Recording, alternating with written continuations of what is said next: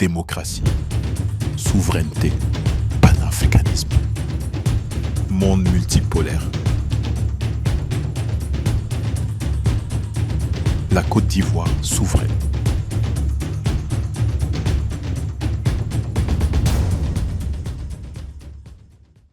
Le problème de la santé en Côte d'Ivoire doit être perçu sous plusieurs angles. Le premier angle, c'est la prévention. Nous avons un environnement qui n'est pas totalement assaini et nous estimons qu'en période de paix, l'armée peut jouer un rôle important dans l'assainissement de nos villes pour que des vecteurs de transmission des maladies comme le palu et le choléra, eh bien, ces vecteurs-là soient évacués par une armée qui est en charge l'assainissement de nos villes, surtout à travers les eaux usées, les déchets qui inondent souvent nos villes, et les eaux qui stagnent un peu dans nos villes après la saison des pluies, et même souvent de l'eau usée qu'on déverse dans les rues, qui empêche nos citoyens souvent de vivre en bonne santé compte tenu du fait que c'est des eaux stagnantes qui produisent beaucoup de moustiques et donc qui affectent la santé.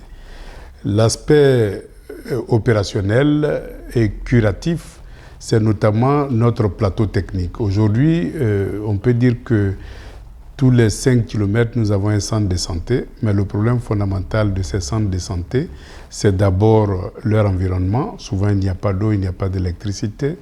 Et il faut pouvoir régler ce problème avec les énergies renouvelables. Et d'autre côté, souvent, nous n'avons pas suffisamment de matériel.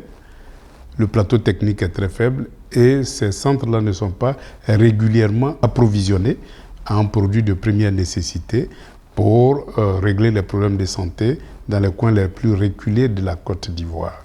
Et nous pensons donc que ces problèmes-là doivent être réglés pour avoir un système performant. Et nous devons distinguer aussi le niveau de santé primaire, le niveau secondaire et le niveau tertiaire. Au niveau tertiaire, nous devons coupler non seulement la formation doctorale avec la médecine, et nous devons aussi créer autour de ces niveaux supérieurs de notre système de santé des technopoles qui puissent permettre de produire non seulement des médicaments, mais du matériel médical.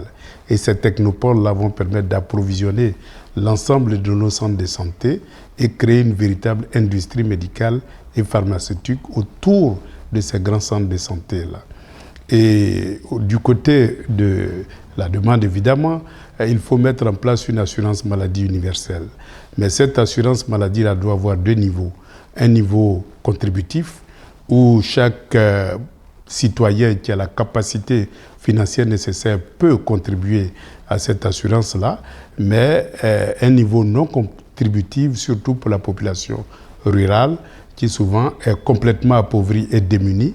Nous devons mettre en place un système d'accès gratuit aux soins de base et aussi la question de mère-enfant, ce couple-là, mère-enfant, doit être soigné gratuitement sur toute l'étendue du territoire pour réduire la mortalité infantile qui souvent constitue un obstacle majeur au plein développement de la mère et de l'enfant. En plus de tous ces éléments-là, nous devons mettre en place un système mobile de soins de santé. Aujourd'hui, nous avons des véhicules mobiles qui peuvent se déplacer d'un point à un autre.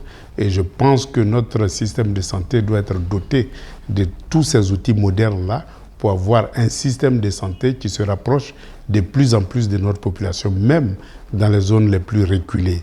Et c'est ainsi qu'on peut bâtir un système complet qui allie production industrielle et services de santé publique. Je suis Awa Domelo, je vous rassure, je sais faire.